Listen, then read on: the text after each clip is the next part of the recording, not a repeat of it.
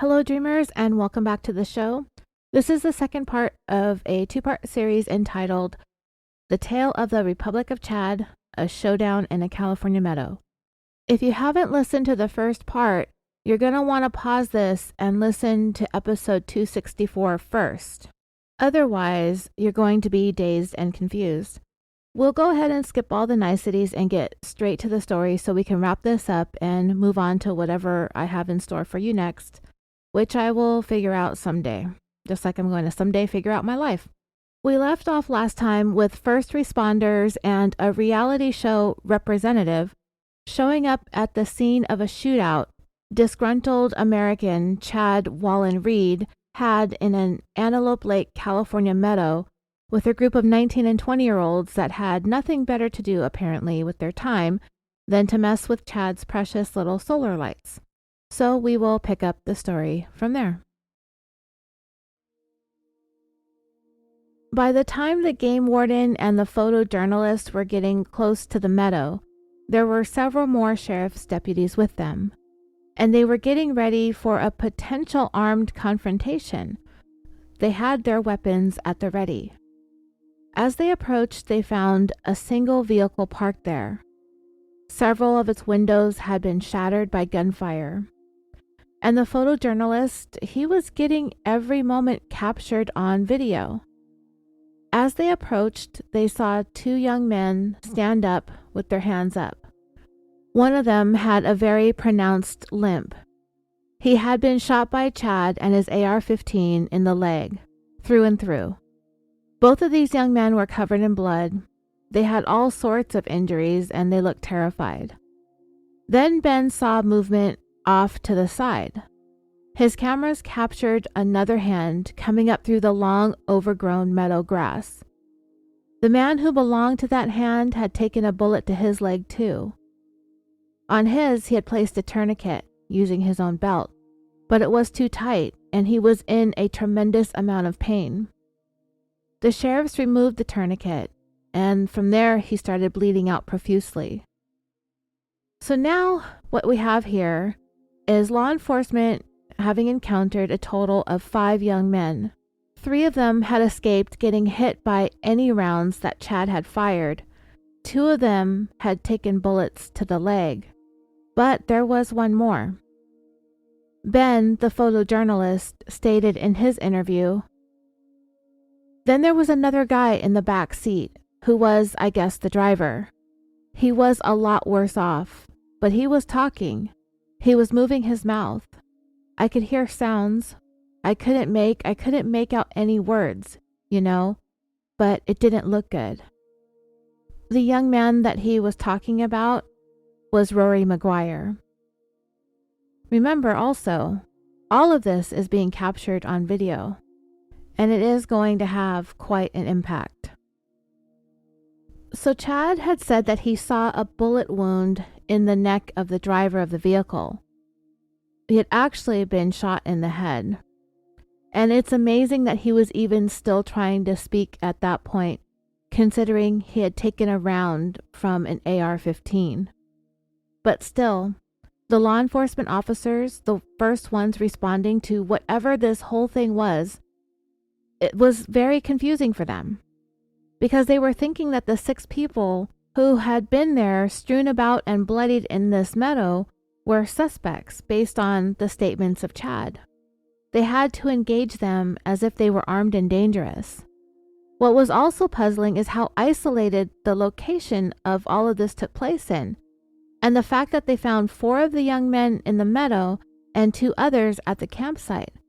And on top of all this, Chad Wallin-Reed was being questioned at yet another location, and before long, the place was swarming with officers, paramedics, and helicopters flying overhead.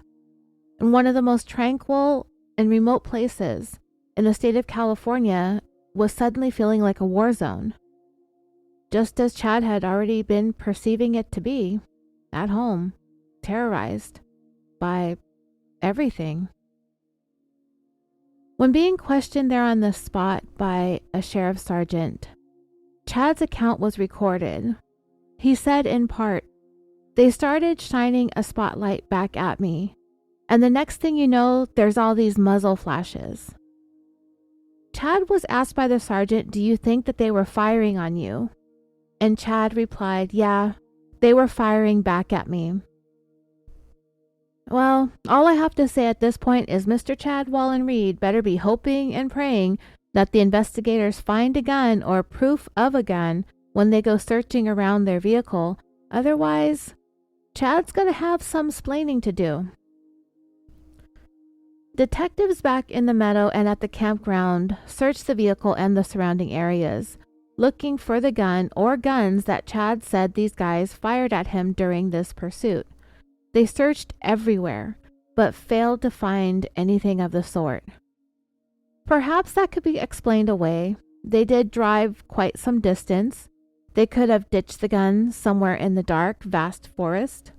After their vehicle came to a stop there in the meadow, some of these young men fled on foot.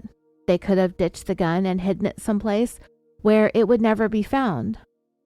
Well, Chad had his version of events, and, well, there were 6 young men in that car who may very well have their own versions to tell. And one of them did do an interview with Keith Morrison on this Dateline episode. And his name is Justin Lewis Smythe, but he goes by Lewis. He was the one who managed to raise his hand so he would be visible to the officers and to the video camera that Ben had with him. Lewis had suffered a severe gunshot wound to his leg, and he's the one who used his belt as a tourniquet. He's also the one that was waving whatever it was that Chad saw out the window, which turned out to be Lewis's own white t-shirt. And considering Lewis estimated that he had been laying there for at least 90 minutes to 2 hours, using his belt to slow the bleeding, even though it was extremely painful, it most likely prevented him from bleeding to death. When the sheriffs first approached Lewis and his 2 other very seriously wounded friends, they thought that they were suspects, according to the story that they had gotten from Chad. The 6 men in the car were gunmen. Deputies trying to sort through the chaos and the confusion soon realized that these guys were really the shooting victims. So this raises the question, how is it that these 6 guys got into this horrifically violent shootout with Chad? Because as Chad told it, he was being terrorized by these guys. They put the fear of God into him, his family, his wife, his children, his friends. But Lewis Smythe had a much different tale to tell. The only thing barely visible when law enforcement arrived at the scene of the shooting in the meadow were the headlights from the vehicle that the young men had been driving in, which was a Chrysler Sebring. Of the 4 men that were found there, 3 of them had been shot and had been lying there, left for dead, for probably around 2 to 3 hours. That's the best guesstimate. As Lewis Smythe lay there, he was sure that if he survived this, that he was going to lose his leg. But at that point, he wasn't even sure if he was going to make it out alive. Well, as it turned out, Lewis did survive, and so would his leg. And his story, what he had to tell, contradicted just about everything that Chad Wallin-Reed had said. And it did so in some very, very important and significant ways. The evening started about an hour away, where these young men lived in Susanville, California, a small-ish town about an hour north of Antelope Lake. The 6 friends had gotten together in search of some fun, something Susanville was apparently sorely lacking, particularly on that 4th of July weekend. Lewis was best friends with the gentleman driving the car that night, Rory McGuire, only 20 years old at the time that our story took place. Rory was a redhead that stood out like a sore thumb. Growing up like that, he came to enjoy garnering attention, as he had a personality as vibrant as his hair. Rory and Lewis were very close. Of him, Lewis would say that he was definitely the brother that he had asked his mom for, but never got. On Friday, July 1st, the night we first talked about at the beginning of the story, Rory, Lewis, and 4 other friends had gone to Antelope Lake looking for a party.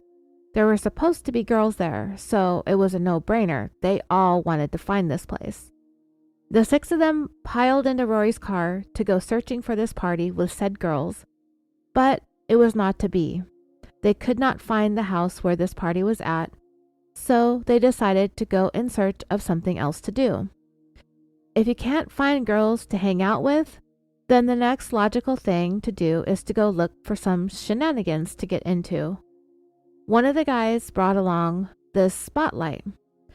You plug it into the thing formerly known as the cigarette lighter, now referred to as your vehicle's 12-volt accessory port.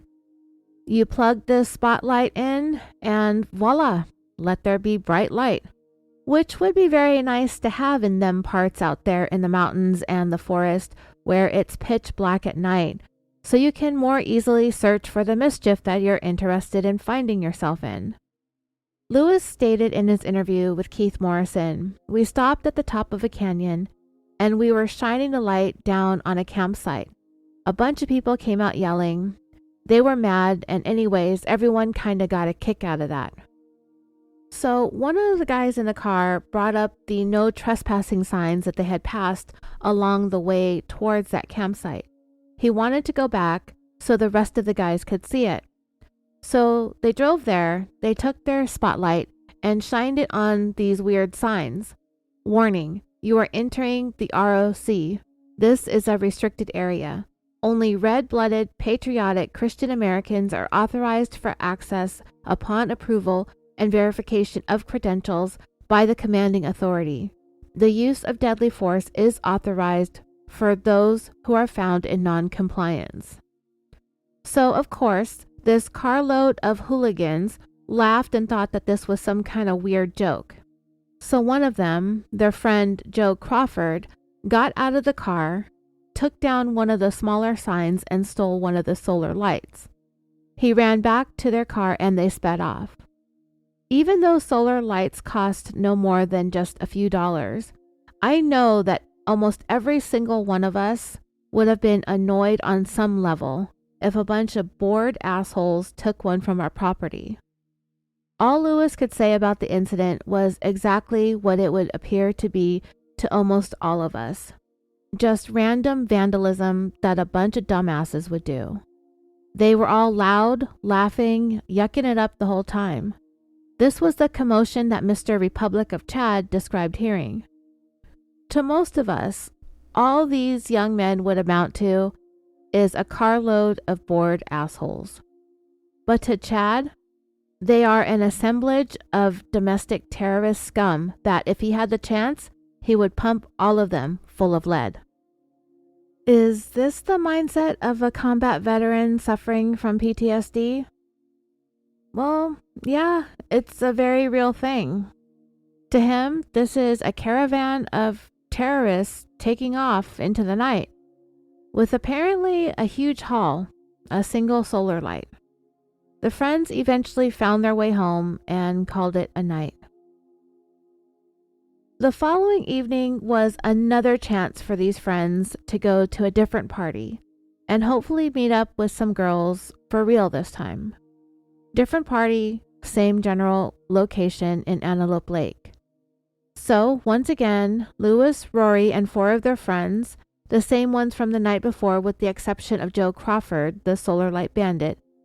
He wasn't there this second evening. Instead, they were joined by a young man named Cesar Gonzalez. They stopped off at a gas station, picked up some vodka and beers, and were back up the mountain on their way to this party, hopefully. About halfway there, the friends found themselves at that same property that they had vandalized the night before. So Rory stopped the car again, and this time Cesar got out and took 2 more of the same solar lights that lined the property. Lewis said a few seconds later, just as Cesar was getting back into the car, they heard what they thought was a gunshot. They weren't wrong, it was a gunshot.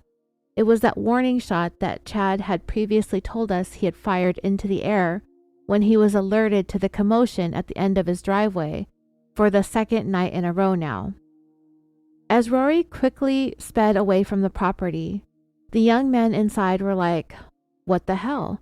Did someone just shoot at us?" As they were going along, Lewis looked over his shoulder and out the rear window, and that's when he saw a truck chasing them, and the truck was gaining on them quickly. He knew that they had pissed somebody off. Shortly after Lewis noticed that they were being chased, he saw a green laser light floating around in the darkness of their vehicle. They could only assume that it was from a laser sight on a gun. At first, the young men in the car were in disbelief. There is no way that whoever was chasing them was actually trying to take aim with the laser sight and shoot them in their car. Like, no way this guy is going to shoot them like this. Not over something so stupid. People don't do this sort of stuff to each other. This was only a dozen years ago, mind you, dreamers. People do shoot people over stupid stuff. Halloween decorations, solar lights. Apparently, no pieces of personal property are too small, I guess. And just as the six were discussing how things like this don't happen, Chad Wallin-Reed opened fire. Pow, pow, pow, every few seconds. They were hearing the sound of bullets dinging off their metal vehicle. This is when they turned the spotlight on and pointed it out the window behind them in an attempt to blind the person who was chasing and shooting at them. But Chad was not deterred. While that was going on, some of the others in the car were desperately trying to call 911 from their cell phones, but there was no cellular service to be found in the area they were in. Then remember when Chad described seeing something plastic or shiny out the window? That's when one of them told Lewis, who was wearing a white t-shirt, to take it off and wave it.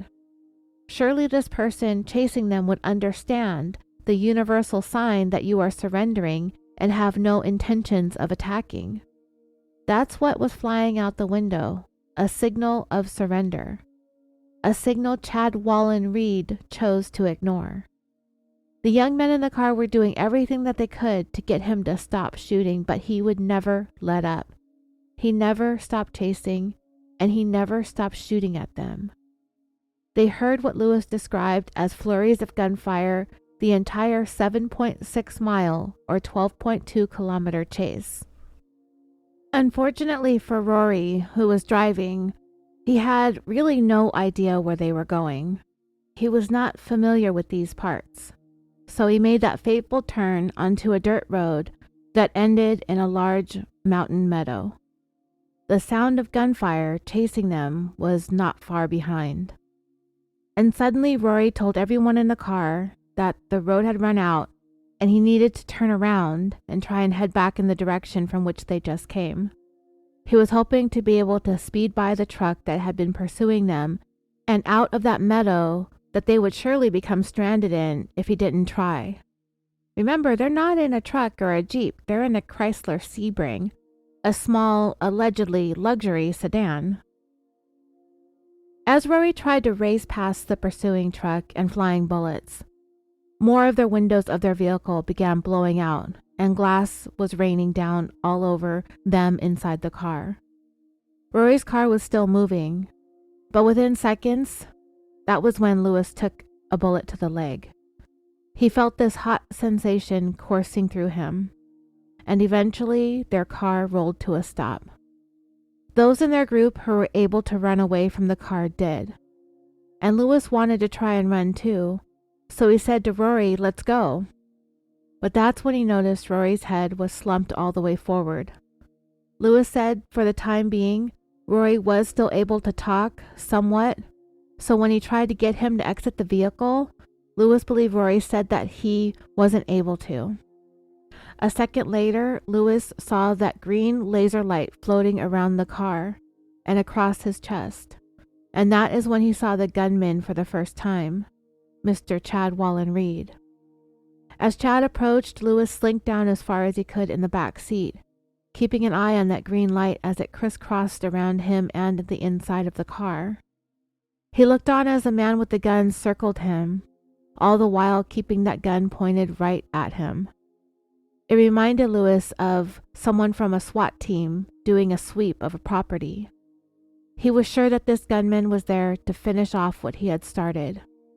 Finally, this gunman spoke. "You want to effing shoot at my house? I got kids." Lewis told the gunman that they did no such thing. They did not shoot at his house. They wouldn't do something like that. When Lewis spoke, Chad suddenly pointed his gun right at him, and he again reiterated, "We didn't shoot at your house." And then Lewis begged the gunman to get them some help. "Please call the paramedics." That is when Chad finally left the scene. When Chad drove away, when these young men were sure that he was gone and wasn't coming back, the friends who were hiding in the tall grass came back to the car to tend to their injured friends. And it became abundantly clear that of the three of them who had been shot, Rory had sustained the most critical gunshot wound to his head. The friends were like, "Okay, let's everybody get in the car and we'll drive to find help." They were able to move Rory out of the driver's seat and into the back seat. There are images of him laying in the back of the car, just kind of half hanging out, which you can see online when you search for Rory McGuire. Remember, Ben, the photojournalist, was there to capture every single one of these moments, every violent gunshot wound, each one of these young men just bloodied and terrified. So once they got situated in the car, whichever one of them was going to drive tried to start it. He turned the key and got nothing. Their car was completely disabled. They weren't going to be able to go find help, at least not using that vehicle. The reality of their situation was sinking in. Things were looking dire. Their car wasn't working. Their phones weren't working. And they had absolutely no clue where they were at. The way the three of them were wounded, they were surely going to bleed to death before the night was over. That's when two of the friends who hadn't been shot decided to try and search the area for help. Maybe they would be able to find someone camping. Perhaps there's an occupied cabin somewhere in the woods. Anyone who would hopefully have a telephone line or a two-way radio. All they could do was pray that they found help before it was too late. And all Lewis can do was wait. He looked at his leg and it had been blown to bits, and he was bleeding profusely. On top of that, they feared that the gunman might just come back. So he decided to hide in the tall grass instead of in the car, which was an easy target to spot out there. Lewis and Rory were stuck near the car. However, Lewis did manage to get himself out of the vehicle and down onto the ground, and he tried elevating his leg, while at the same time he did his best to keep Rory talking. Rory was inside the car, still laid across the back seat. Lewis said Rory was still talking, but most of what he was saying he couldn't understand. Every once in a while, Lewis would hear Rory call his name. Slowly, numbness began to radiate throughout Lewis's leg. As the minutes ticked by, the rest of his body also grew numb, to a point where Lewis wasn't able to feel hardly any part of his body, with the exception of the pain emanating from his shattered leg. At some point, Lewis had taken off his belt and fashioned it into a tourniquet, a move which most likely saved his life. But Lewis already had it in his mind that he was probably not going to make it out of that meadow alive. Just as Lewis was realizing he couldn't feel his own face anymore, he saw headlights coming towards them. Lewis looked on as someone got out of the vehicle, and that person had approached, and then he heard the words, "Let me see your hands." Lewis was the one who the cameraman and the game warden did not see right away, until he was able to finally bring himself to obey the verbal command, at which time he stuck his hand up from the tall grass. That's when someone came over to him and began to try and help tend to his wounded leg. The tourniquet was on too tight, so one of the deputies removed it, turning Lewis's numbness back into an excruciatingly sharp pain. Finally, Lewis was placed in the back of an ambulance, and with that, he was safe. He might just make it out of this alive after all, he thought to himself, which he thankfully did. By this time, Rory was no longer talking. He had slipped into unconsciousness. He was alive, but barely. And from there, Rory was airlifted to a trauma center in Reno, Nevada. Even though it was very difficult and emotional for Lewis to talk about what happened, he was very clear about how the events of that night unfolded, and it was different in terms of some critical points from which Chad had recounted the story. Starting with the fact that Chad said someone in the car had opened fire on him, and he had two different stories about it as well. In one version of Chad's story, he said they had opened fire while at his property, and in another version, he said that they had opened fire on him, and they did so first during the car chase. Chad stated, "Next thing you know, as I'm looking up, I see these 3 flashes, and I hear crack, crack, crack." But according to Lewis, that was not true. It never happened because nobody in the car had a gun. And he would point to the fact that when their car came to a stop in that meadow after they had made a U-turn to get back onto the road after they ran out, Chad had fired at them, which is when 3 of them got shot. The car became disabled, and I'll explain more about that later on. And after they became disabled, Chad approached the car with his gun pointed on the inside, and there was absolutely no hesitation or fear on Chad's part as he came towards this vehicle, which would be unusual if someone in the car had just been shooting at him. Wouldn't Chad be afraid to approach the car? The fact that Chad came up to the car without hesitation lends to the notion that perhaps there was nobody in the car shooting at him, because if there was, Chad would not have approached it in the manner in which he did. Chad also never asked if they were armed. He never ordered them to throw their weapon out of the car, nor did he ask them to show their hands. Also, when Chad approached their vehicle, he asked them if they were the same ones who had shot at his house. He didn't say anything to them about having shot at him during the chase. It would be very strange for Chad to not ask them about their weapons inside the car, because he did tell the police that he was shot at during the chase. And because of that, police scoured the area where this whole thing took place, because they couldn't just take what the young men in the car were saying at face value, that nobody in the car had a gun, nobody shot a gun, none of them even owned a gun. There was also another glaring difference between the story that the young men told police versus what Chad told police, and that had to do with what Chad had said to them after he inspected the car and found that he had shot and wounded some of these men. Chad said that when he left them in the meadow, that he was going to call the sheriff and get them help. He knew that he had shot at least a couple of them, and he knew that at least one of them was very critically wounded. Chad said that he told them that he would find help. But Lewis, he clearly remembered what he heard the gunman say right before he got back into his truck and drove away. And this is a direct quote from Lewis. "If I ever see any of you MFers again, I'm going to kill all you guys." And you know, that kind of sounds like someone who has a sign posted at the edge of his property that said only red-blooded, patriotic Christian Americans are authorized for access upon approval and verification of credentials by the commanding authority. The use of deadly force is authorized for use on those found to be in non-compliance.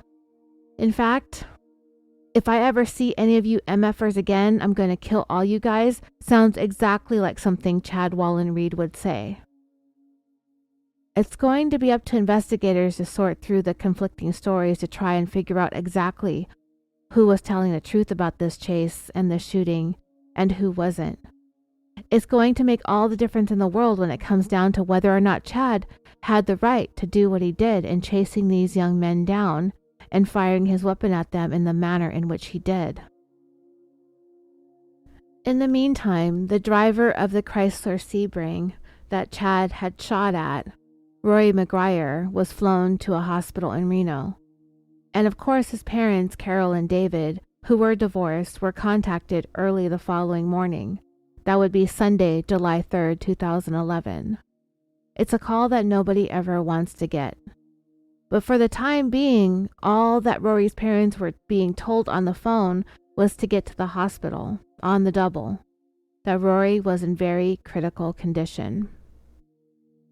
Around the same time, Chad's kids were being awakened by the sounds of a team of law enforcement officers executing a search of their home. Chad and Carrie had been interviewed by various investigators with the sheriff's department all evening long. At the same time, they were trying to reassure their children, who were pretty terrified, that Daddy had things under control. You know, for a guy who wants his children to live peacefully and without fear, sure does do a whole lot of shit that causes them to be filled with fear, stress, and anxiety. As much as we may place some of the responsibility on Rory and Lewis and their carload of friends for these kids being afraid, I feel like a part of the blame has to be placed on Chad and his wife for blowing this whole thing way out of proportion. When all is said and done, the only thing that was going on that night with these young men in that car was that they were being a bunch of dum-dums messing around with Chad's stupid sign and his cheap-ass solar lights. I'm not saying that they weren't wrong. And trust me, I'm the first one who would be over-the-top annoyed by these little jerks messing with stuff that wasn't theirs to mess with in the first place. And if I found a bunch of teenagers fooling around with something in my yard, I would go out there and I would be like, "Can I help you? What do you think you're doing? Where are your parents? Isn't it past your bedtime? Get a job. Go home." I would hurl all sorts of snarky comments their way, and they might do the same thing back to me. And at the end of the night, we're all going to go home, lay down, and go to sleep in our beds to live another day. I feel like Chad and Carrie, as parents, turned this whole thing into a big, huge, terrifying ordeal when all they needed to do was tell their children that these guys are just a bunch of idiots with nothing better to do. Don't act like that when you guys become teenagers. Then it's done. Simple, over with, and everybody's at ease. But they just couldn't do that. And in their interview on Dateline, one of Chad's kids says, "And they took all of our guns and I was crying. I didn't know who they were." Again, another thing that could have been very easily explained to these children on their level. These are the police. They're here to help us. There's nothing to be afraid of. I mean, I'm sure it's scary to wake up and find the police searching your house. But it's our job as parents to help our children understand that this isn't something to be terrified of if you haven't done anything wrong. There's a part of me that thinks Chad and Carrie want their kids to live in this tremendous amount of fear, and I just don't get it. Chad will point to being in the army, being in combat, blah, blah, blah, blah, blah. And yeah, I'll have more to say about that also a little bit later on. Chad had spent the whole evening before going over in as much detail as possible with investigators about what happened at their property, about the more than 7-mile-long car chase, and everything that happened along the dirt road and in that meadow where it had all finally come to an end. Chad told investigators that those men in that vehicle 2 nights in a row had terrorized them, and he had to take matters into his own hands in order to keep his family safe. He said, quote, "I had to get those sons of bitches, get their license plates, go after them. With my military training, I was an effing ranger." They shot at him first, Chad insisted. He fired back at them in self-defense. This is how he was trained in the military, that you have to continue to follow a threat and neutralize it. He got into this zone and needed to neutralize them, and he stated, "I served 5 years in the military to kill people on the other side of this world." From there, detectives asked Chad to take them along the entire route of the chase and to recount everything that happened, the shooting, everything, and they videotaped the whole thing. Chad showed investigators where he claimed someone in their vehicle started shooting at him. And then when he returned fire, and he said that he used a small handgun that he had in the cup holder of his truck to return fire. He showed them the exact spot where he started firing back. Detectives made sure to mark all the places where Chad said that guns were fired, so those specific places could be searched for evidence. Eventually, they made their way into the meadow. But when they got there were already evidence tags everywhere that officers had found spent shell casings. When Chad saw that there were evidence markers and shell casings that had been found, he suddenly needed to change his story. Because here's the thing, they're going to find that those shell casings did not come from a small caliber handgun like he'd been saying. They came from an AR-15 that fires significantly larger bullets than a handgun. You see, as Chad was being questioned through the night, he was asked repeatedly what kind of gun he had fired at the young men, and he said that all he had with him was a handgun. But once investigators started finding AR-15 shell casings all over the place, well, Chad had to change up his story. He had been insisting that all he had was a handgun. But when they got out into the meadow, in that recorded recreation of the chase, Chad admitted that there was a second gun. And remember, he had been talking to investigators for hours, all night and into the next day. Chad was sticking to his story until evidence was showing otherwise.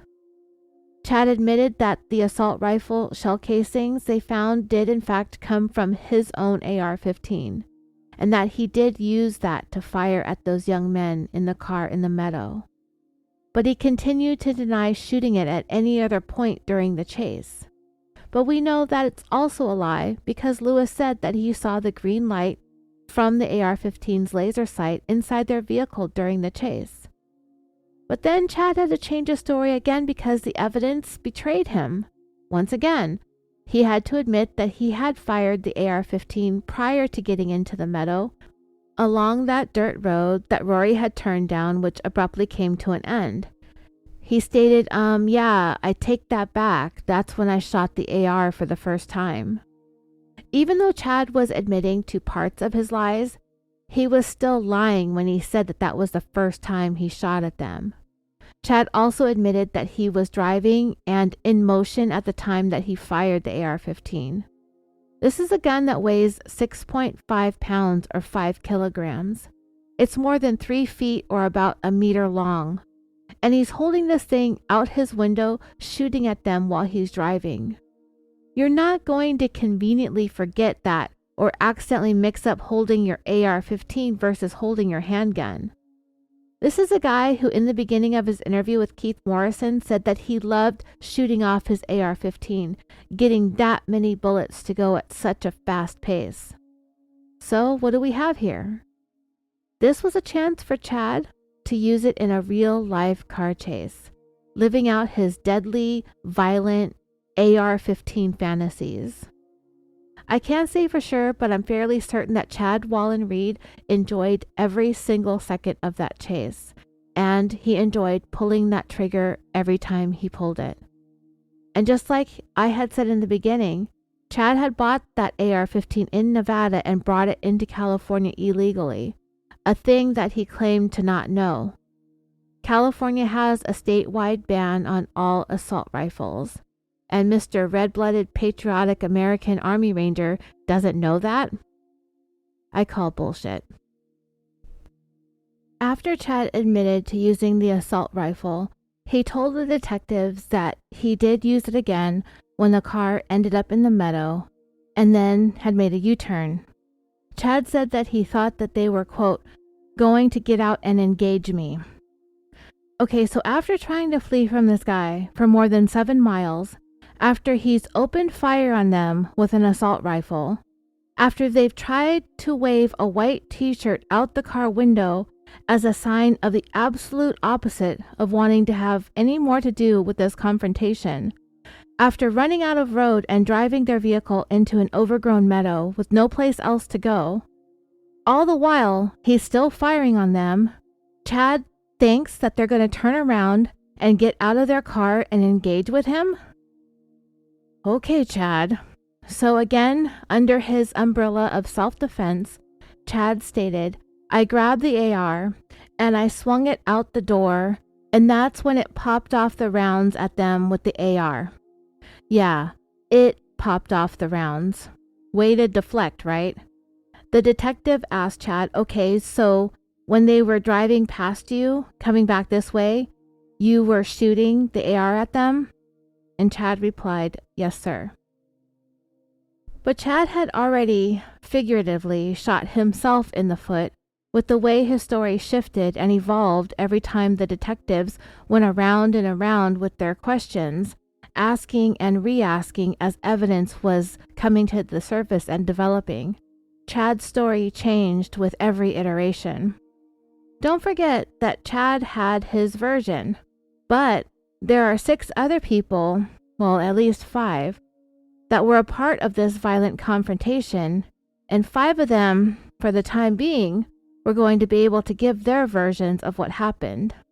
And each one of those 5 were spoken to separately by the same detectives, and every single one of them told the exact same story from start to finish every time they told it.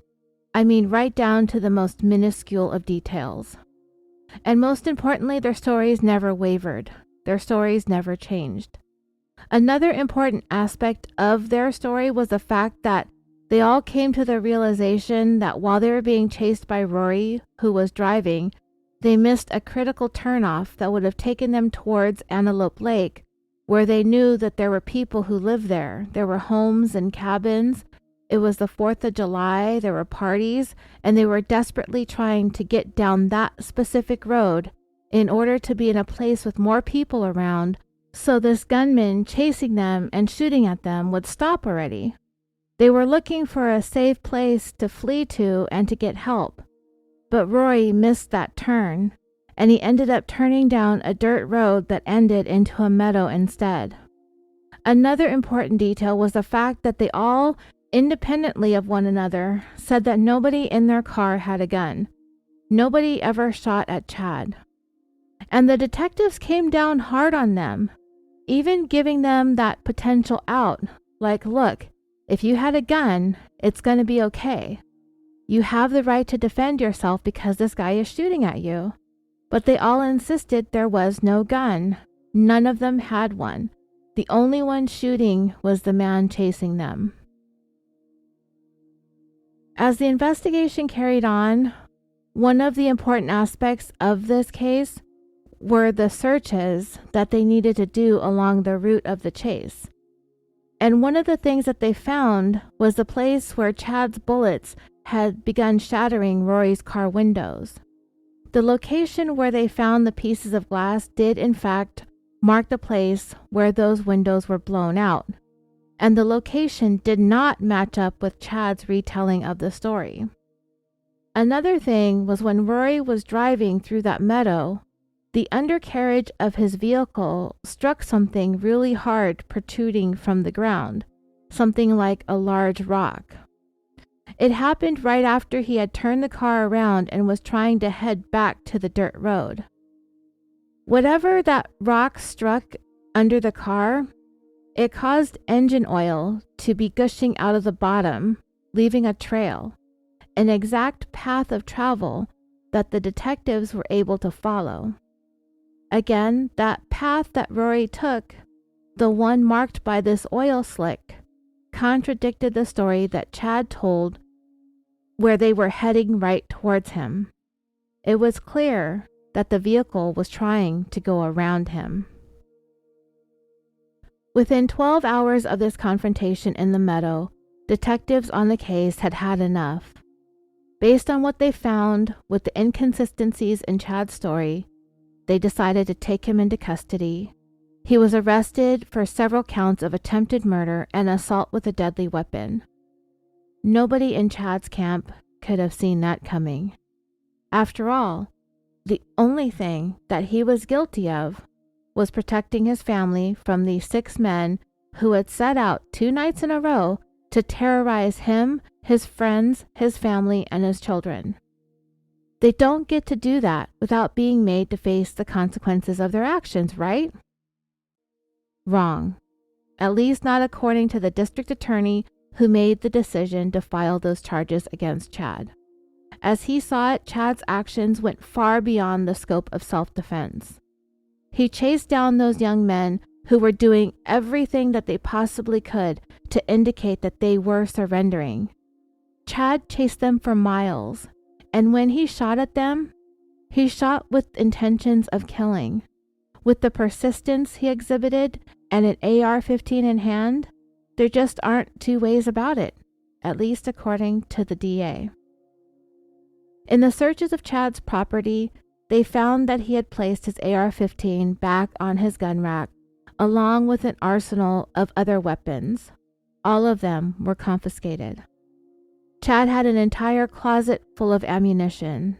So yeah, this was a man definitely ready for a war. I mean, should one just so happen to break out randomly in the California mountains, because that's the thing. They also found Chad's interesting little personalized no trespassing sign, the one that attracted the attention of the young men in the car in the first place, which was pretty much the starting point of this whole entire mess. The sign that they thought was just ridiculously hilarious. And to an extent, I would tend to agree it is kind of a ridiculous sign. But the difference with me is a sign would have scared me. I would have kept on going with my happy little self, moving along quickly and far away from this Republic of Chad place. So, as Chad was getting booked into the Plumas County Jail, Rory McGuire was clinging to life in a Reno hospital in the intensive care unit with an AR-15 round lodged in his brain. His mom had arrived and was keeping watch over him at his bedside. She said with the exception of the metal plate that Rory had covering the spot where the bullet entered, her son looked just normal, just like himself, as if he were sleeping. But even though nobody had said anything to her yet, Rory's mom could tell by the look on his attending nurses that he wasn't going to make it. While his parents understood that what their son and his friends did was wrong, Chad took things too far, acting as if he were in a war zone. And once Chad was finished supposedly defending himself as this American soldier would, the next thing he should have done was go to get these kids help. These young men weren't enemies that Chad was in a battle with or at war with. But Chad would continue to say that he did everything that he did to protect his children. He will play that card over and over and over again with the hopes that his kids would be able to pull at everybody's heartstrings. But for me, the more I hear this man talk, the less I feel like this was all in defense of his family and his children, and more about himself and his categoric inadequacies and failures as a man and as a member of the United States military. And Chad will tell anyone who will listen until he's blue in the face that none of this was his fault, that those young men in that vehicle opened fire on him first, and he will insist that he never got into his truck that night with his AR-15 to set out to hurt anybody, stating in his interview, quote, "I can honestly sit here and say that I did not get in my vehicle. I did not sit there at the moment I had the AR-15 and saying, I'm going to pick up this weapon and I'm going to go down there and I'm going to kill these guys. Heck no, no way, there ain't no way." Excuse me, Chad, but I believe your own no trespassing sign directly contradicts you, Chad. Deadly force will be used, blah, blah, blah. You made that sign, Chad. You had your AR-15 right next to you, Chad. You did sit there, you did pick up that weapon, you did go down there, and you did try to kill those guys. That's exactly what he did. Heck yeah, yes way. Well, anyway, Chad insisted that he and his family were victims, and that they were shot at first, stating, "If they had never shot at me, there'd be no reason for a gun. There would have been no reason for me to fire, to shoot, to use the firearm. You know, in my mind frame, these people were trying to kill me." And when Keith Morrison asked Chad's wife, Carrie, if she wished her husband would have just let it go and come back home, without a millisecond of hesitation, she said no, because they would still be in all this tremendous fear that these people would be coming back to terrorize them over and over again. Chad was protecting them. Terrorized. That's a word we hear over and over again. I guess stealing solar lights is the new crashing planes into skyscrapers these days. Over what was left of that holiday weekend, we can probably imagine that Rory's family, friends, and loved ones hung on to that sliver of hope that he would somehow pull through. It would have taken a miracle, but a miracle would not be had. On July 4th, 2011, Rory hemorrhaged, and with that, he was brain dead. Was the Republic of Chad sitting in the Republic of County Jail, hoping and praying that Rory would pull through too? Perhaps he wouldn't be looking at a murder charge and possibly never being able to be with his family, whom he claimed to have been so protective of, which landed him in the county lockup in the first place? I honestly don't know if Chad cared either way. I think this man's overblown ego wouldn't have allowed him to care. Because he's a soldier, right? An army ranger. You kill the enemy, you step over them, and you move on to the next one. It's ironic because now, not only had Chad left his family and friends more vulnerable than ever by removing himself from being able to keep a watchful eye over them, he's now locked up and isolated with the worst threat and biggest enemy he's ever going to face, and that's himself. He's looking at a charge of first-degree murder. Chad's bail was set at $1 million, an amount that nobody in his circle of family and friends were going to be able to come up with. So he was going to have to stay put. His wife, Carrie, will sit there and weep and whimper about my husband this, my kids that, and they don't have their father. We don't have anybody to protect us. We're scared. We're terrified. We're vulnerable. We can't survive without Chad, etc., etc. I'm sorry, but this victim narrative, it bothers me so much. Maybe it was someplace in Carrie's life experiences that has her living in the state of constant and perpetual terror. But imagine the impact being in that frame of mind is having on her kids.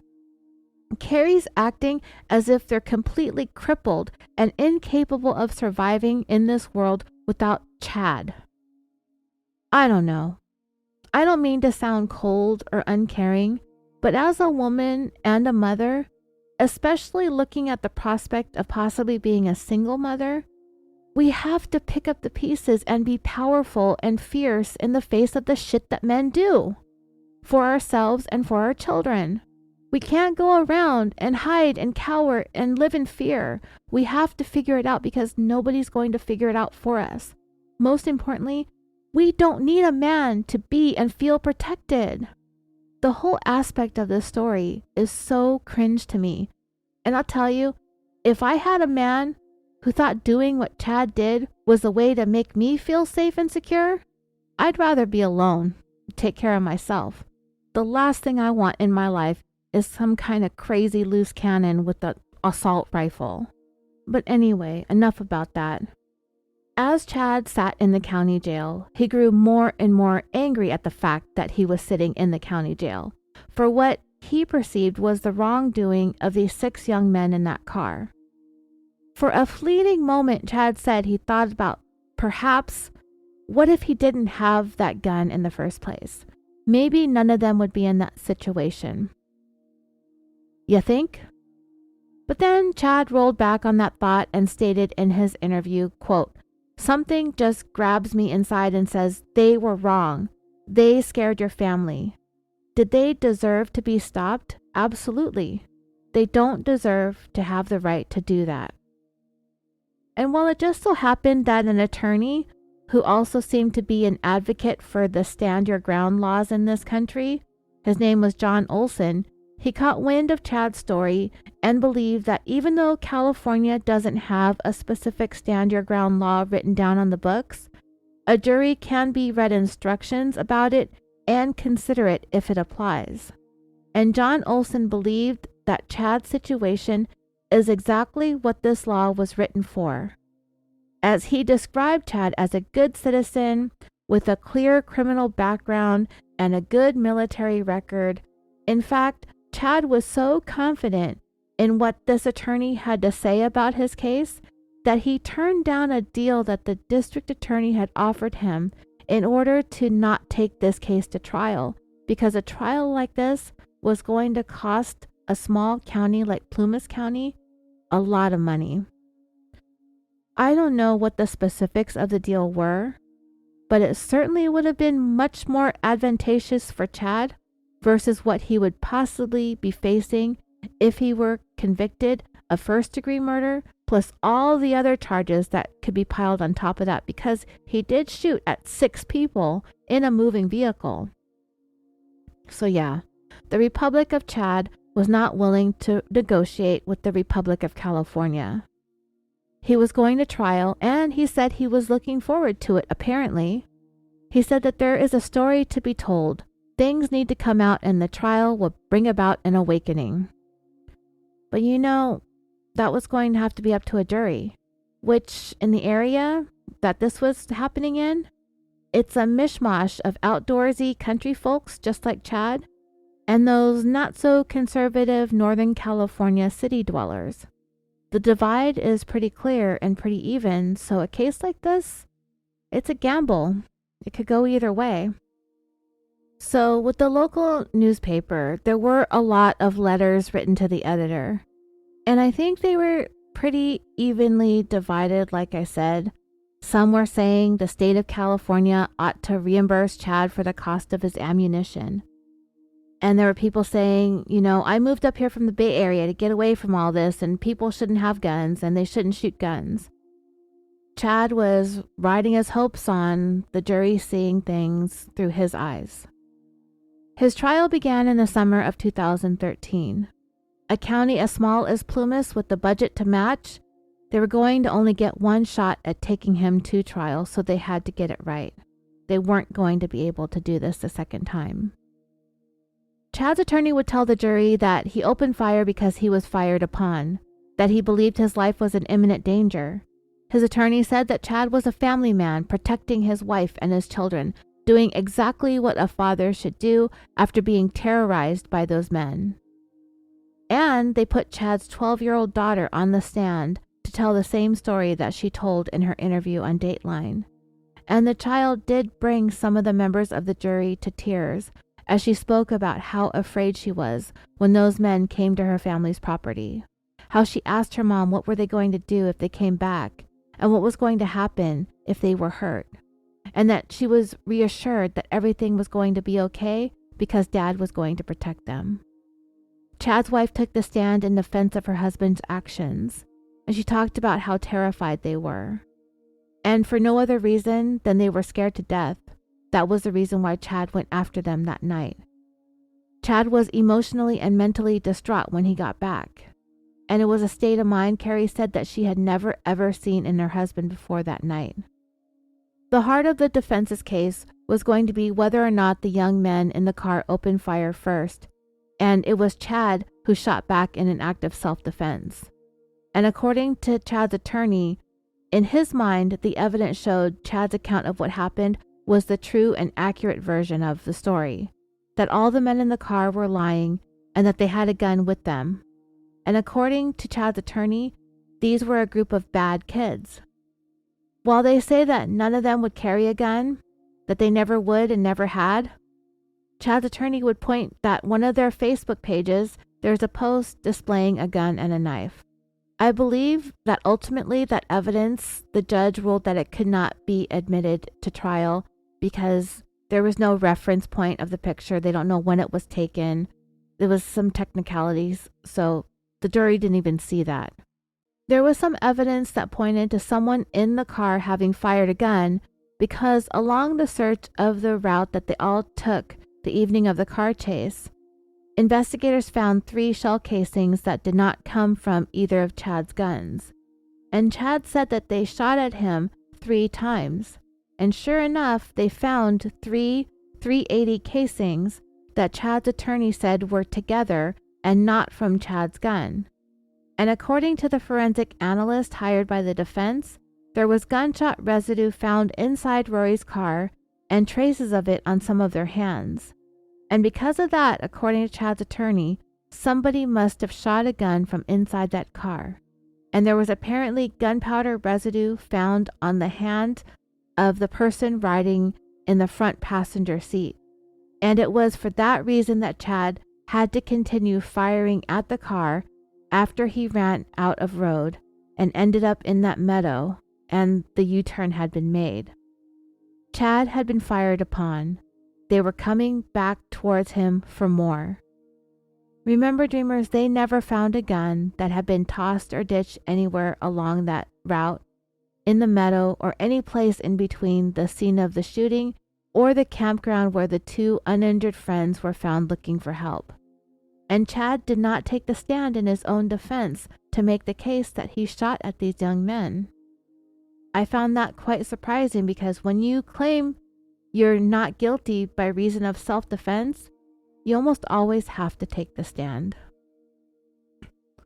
Like I said, the prosecution had this one chance to win the conviction because there was not going to be a retrial if, by chance, they had a hung jury, which was a very real possibility because of the divide within the community. And it wasn't going to be all that easy to convict Chad because on the surface, he seemed like a well-meaning, stand-up guy. He was a loving and caring family man, a devoted husband and father, with a trio of kids that could melt the hearts of the hardest of the hard and the toughest of the tough. And a military veteran, too. Chad was an Army Ranger. That's no small thing that can be just brushed over or ignored. Chad had been a member of an elite force. He had to be of sound judgment and good character. So it was going to be up to the prosecutor to convince 12 people that on the night of the shooting, Chad was exactly the opposite of all that. In addition to that, they needed to have the evidence show that when Chad opened fire on those 6 young men, he was not acting in self-defense, that he was not in imminent danger of great bodily harm or death at any point in time. All these young men did was set off Chad's temper, and that his temper escalated every minute that those young men attempted to get away from him. And one of the things that had the biggest impact, it came from the video that was shot by that photojournalist who was along the ride with the game warden, who was the first one to respond to the 911 call. And it was all laid out right there for the jury to see. Those 6 terrified young men, all of them bloodied, half of them shot, one of them mortally.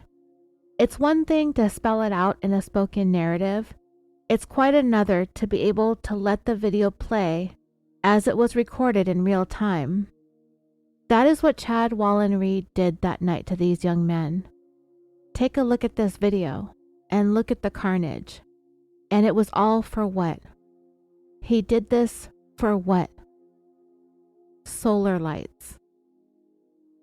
Lewis Smythe testified and spoke about what happened to him that night, how Chad's green laser sight bounced around the interior of their car, how it danced across his chest, how they could hear the sound of rapid gunfire and bullets hitting the metal of their car, how Rory drove his car as fast as he could get it to go, how they tried in vain to end the chase by throwing out the solar lights and waving a white t-shirt of surrender out the window, how one of Chad's AR-15 rounds ripped through his leg and another into the head of his best friend. No matter what any of those young men did in that vehicle that night, nothing was going to stop Chad from trying to shoot them and kill them. But if they opened fire first on Chad, then everything Chad did would have been reasonable and justified. However, the reason this even made it to trial is because law enforcement had absolutely no evidence to indicate that anyone in that vehicle that night ever fired at Chad first. There was no evidence that anyone even had a gun. Chad's defense attorney would point to a couple of pieces of evidence that he insisted indicated that someone in the car driven by Rory McGuire had a gun and was firing. Along the more than 7-mile chase, investigators recovered those 3 spent shell casings that came from a gun other than the ones that were fired by Chad. The prosecutor scoffed at the notion that these bullets came from a moving vehicle because they were all found within 12 to 18 inches of each other. meaning if the vehicle that the young men were traveling in was going as fast as the driver could possibly get it to move, then there was no way that these bullets would have landed in such close proximity to one another. One shell casing would have fallen a few seconds later if someone had got off a second shot while traveling 50 to 60 miles per hour. That bullet would have been way more than 12 to 18 inches away from the first, and the third one would be even further away.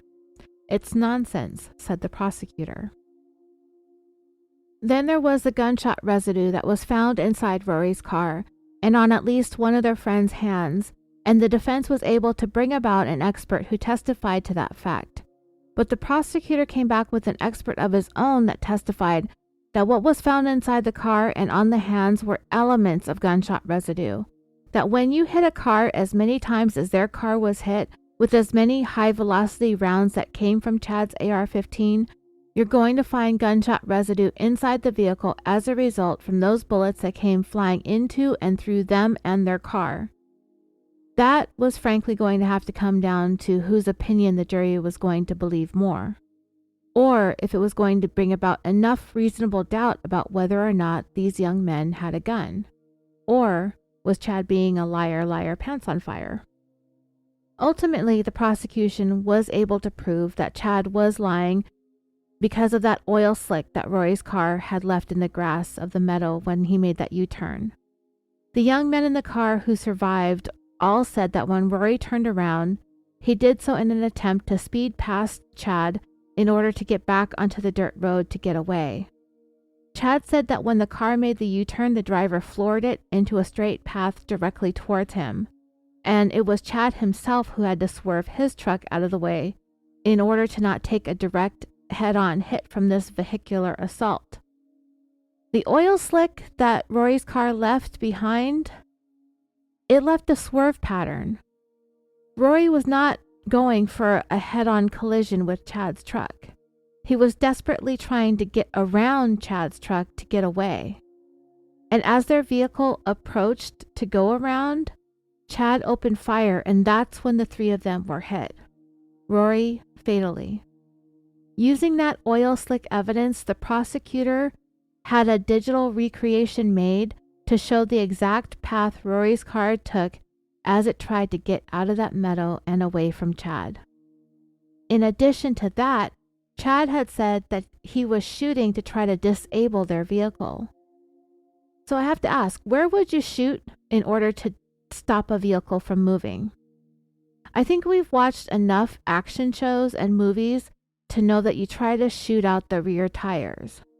But Chad blew out several of their windows, which means he was aiming high and aiming for the head. Most of his shots, with the exception of a few strays that went through the doors, most of them were intended to be headshots. Everything investigators found indicated that Chad was shooting to kill. Even though the young men tried to give up, tried to surrender, tried to get away, Chad kept chasing and he kept shooting. The last thing Chad said to his friends before he took off after their car was that he was going to get those sons of bitches. And according to the prosecutor, those were the truest words that Chad Wallin-Reed spoke throughout this entire ordeal. "I'ma get those sons of bitches." Chad said it, Chad meant it, and Chad did it.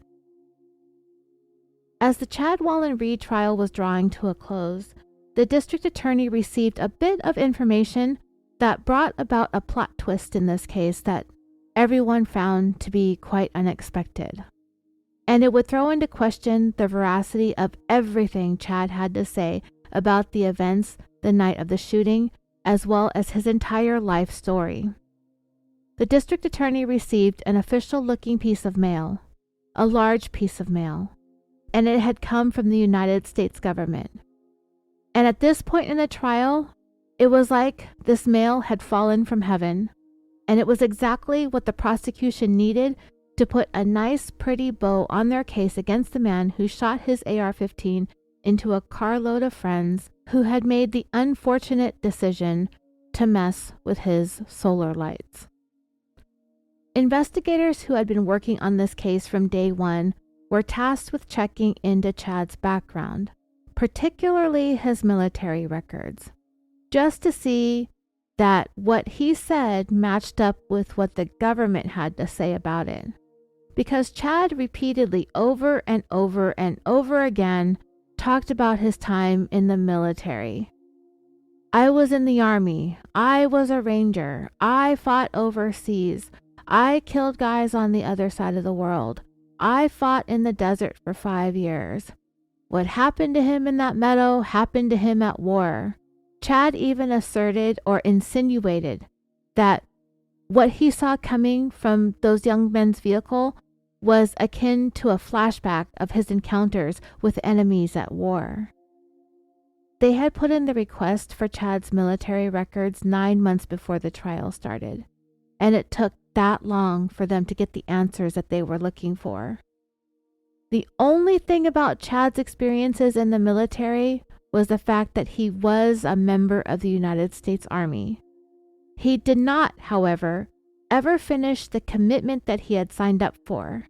In fact, Chad Wallin-Reed was asked by the Army to leave. He had never been overseas. He had not ever set foot on foreign soil as a soldier. He had never been in combat. He was not an Army Ranger. He had not ever killed not one single person ever until he killed Rory McGuire. The only reason why Chad was asked to get the F out of the Army? What was the reason?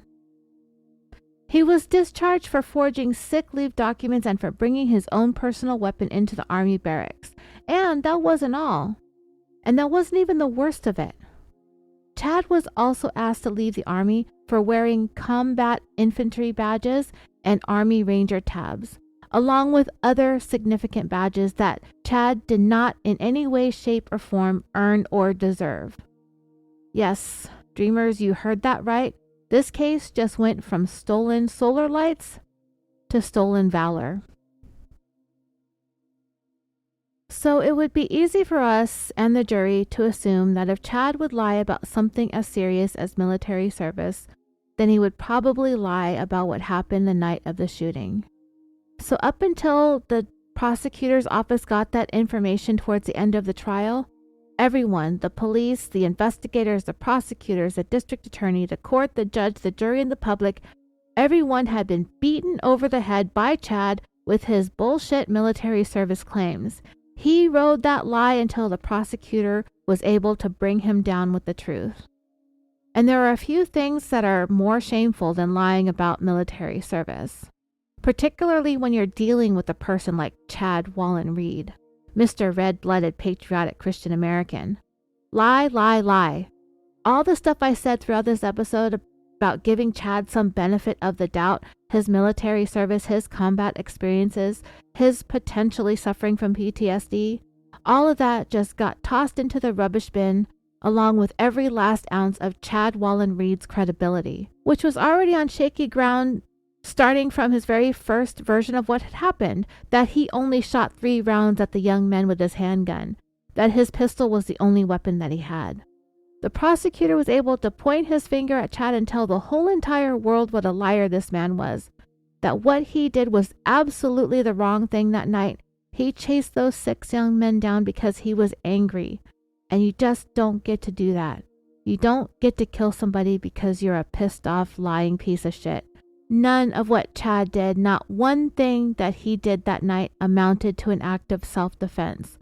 All of it, instead, added up to murder, plain and simple. Chad's defense attorney in his closing kept on with the same notion that Chad believed he was in imminent danger of great bodily harm or death because of the actions of those young men in their car. They came and terrorized him and his family 2 nights in a row, and they shot at Chad first. And what he did that night was an act of absolutely justifiable homicide. But it would be up to the jury. Chad's wife and his defense attorney believed that he would be home before the day was over. But the one who was being surprisingly realistic about the whole situation was Chad himself. Keith Morrison asked him in his interview if he thought he would be found guilty, and Chad said no. He said he was going to spend the rest of his life in prison. He was absolutely sure about that. that his faith in the legal system had been seriously shaken, that the majority of the people have a negative opinion of him. So all that nonsense Chad said earlier about wondering if he never had a gun, maybe none of this would have ever happened. But then he rolled back on that sentiment when he said that those young men deserved what they got and had no right to terrorize his family, and that they would not be getting away with what they had done. In some ways, Chad wasn't wrong. I get annoyed just as much as the next person when it comes to a group of loud, rowdy, obnoxious young people. And right now, they're everywhere. This is Vegas. It's summer vacation. But as annoying as they are, they don't deserve to be shot. The young men in that car that night weren't right. They didn't do the right thing. They saw that stupid Republic of Chad sign and reacted to it by vandalizing and stealing a solar light. And then they just had to go and be assholes 2 nights in a row and come back and do it again. But they did not deserve to be shot at. The warning shot would have been more than enough. What it comes down to, in my opinion, is the fact that Chad Wallin-Reed is a small, cowardly man. He couldn't make it as a real soldier, so he had to fake it. He went around acting like a tough guy by talking about fighting in the war, a war that he was never in, killing enemy combatants that he never faced, hoping that that would be enough to get people to just back down and respect him. Chad chased down a car full of 6 friends acting like fools with an AR-15 and fired at them for more than 7 miles and would not stop until he had them cornered because his little man ego had to win. And here he is admitting that he was certain that he would be spending the rest of his life in prison. And the reason I believe he would say that in his interview is because this is a man who has to be right. If he sat there and said, no, I have faith in the system, I know I did the right thing, the jury's going to see it my way, and it turned out that they would have convicted him, then Chad would be wrong again. He knew he murdered Rory McGuire in cold blood, not in self-defense, and he knew that he would be convicted. Chad Wallin-Reed is an insignificant, small man who always has to be right. And yeah, for once in this whole entire tragic story, Chad was right. He was going to be spending a very, very long time in prison. It took the jury less than a day to find him guilty of murder. On November 21st, 2013, the judge sentenced Chad to 84 years to life in prison. The breakdown went a little something like this, according to the court documents. Count 1 of murder, an indeterminate term of 25 years to life, plus a consecutive sentence of 25 years to life for the enhancement pursuant to California's Use a Gun and You're Done law, which can add either 10, 20, or 25 to life for certain felonies if you use a gun in the commission of the crime. And FYI, this law is applicable even if the firearm is unloaded or inoperable. So you get 10 years extra in prison for using a gun, 20 years for firing a gun, and 25 to life for seriously injuring or killing another person with a gun. And it runs consecutive to the sentence that you are given for the crime of which this use a gun and you're done enhancement is applicable to. So that adds up to 50 years. Then on count 2, discharging a firearm into an occupied vehicle, Chad received a consecutive determinate term of 7 years, plus a consecutive term of 10 years for the personal use of an assault weapon enhancement pursuant to that same use a gun and you're done law. Then he got consecutive determinate terms of 1 year on each of the 5 assault counts, plus consecutive terms of 2 years on the 5 enhancements for personal use of an assault weapon corresponding to those 5 counts with the same statute, and consecutive terms of 1 year on the 2 enhancements for personal use of a firearm causing great bodily injury, and a concurrent term for possession of an assault weapon. So yeah, if you decide to fire into a car full of 6 people, you're going to get all kinds of statutes, enhancements, and books thrown at you. especially if you kill one of them. Today, Chad Wallin-Reed is 48 years old. He's been locked up now for, it'll be a dozen years come this July 4th. He didn't get to see his kids hit all those milestones as they made their ways into adulthood. But that's the price that he was made to pay for costing Rory McGuire his life and his family the ability to ever be with him again in this life. I just hope that those solar lights were worth it, Mr. Republic of Chad. And that brings this episode to a close. Don't forget to follow me on all the social medias, Facebook, Instagram, and Twitter. Throw a couple dollars into Patreon if you should be so inclined. I appreciate all of your help. Some of you are already receiving the Pride stickers for the month of June. I saw that some of them have been arriving torn up and tattered. I will try to take care of that with the next few that I'm sending out. I've got your emails. If for some crazy reason you sent me an email and you don't get a sticker in the next couple of weeks, then hit me up again because I definitely have plenty left over. If you hadn't heard, I'm giving away stickers in the month of June. Just send over your mailing information to the email listed in the show notes. And that's all I got for today. Until next time, sweet dreams.